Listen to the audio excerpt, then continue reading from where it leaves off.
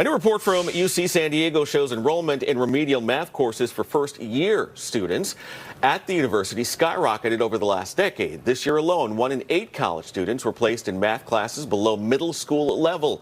Researchers say while the COVID pandemic is partially to blame, it does not explain everything. They say this has been trending this way for decades due to high schools not properly preparing students for university. Joining us now is Jeanne Allen, the founder and CEO of the Center for Education Reform. Jeanne, thank you so much for joining us this morning.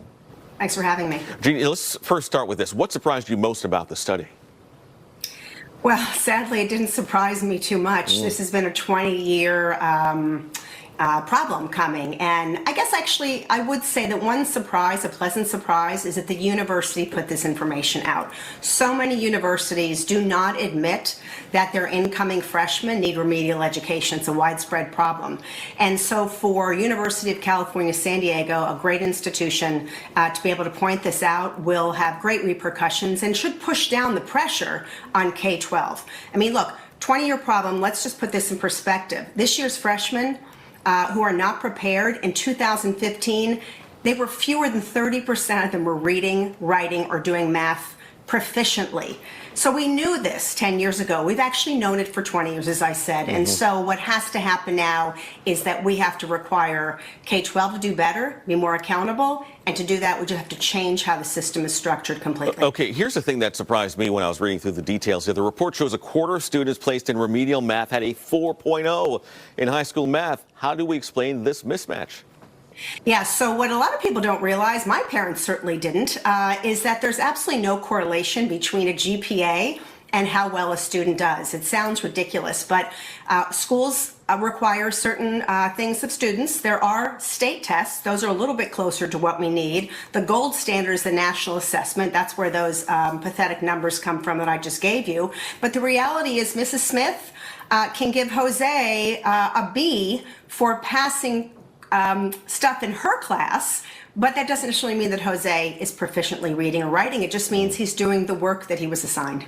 Ah, wow, interesting. And it's very sad to see that. What specific skills are most often missing? Are students struggling with like arithmetic, fractions, algebraic reasoning, problem solving, or something else? Well, the problem solving is not as bad. We put a lot of work into that at the expense of memorizing important equations. There's one thing we can't get away from, no matter how many people think it's boring. If you memorize your times tables, if you learn division from memorizing your times tables, if you learn to recite basic rules of English and writing, then everything you do going forward with critical thinking deploys those skills. And so what we are missing fundamentally is those basic arithmetic skills early on, is the ability to actually translate quickly a problem, multiply, divide, figure out how to put something in an equation.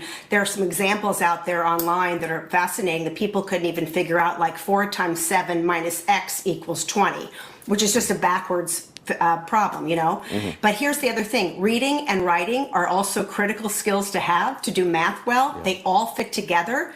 And so numerical literacy and reading literacy are both critical to our kids advancing. We have to fix this. It's not fair to our children. It's not fair to our families. All right, we just have a few seconds left, but I want to get from you, who is to blame here? Who do we look to fix this problem? Yeah, so districts shouldn't, the way they're comprised right now are old school, they're archaic.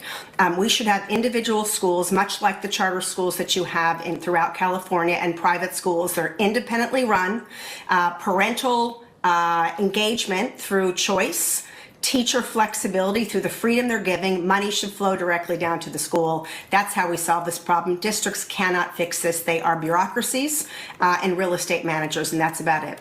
Yeah. All right. Jeanne Allen, the founder and CEO of the Center for Education Reform, something that many people may agree after looking at this needs to happen for sure. Thank you so much for joining us this morning. Thanks so much.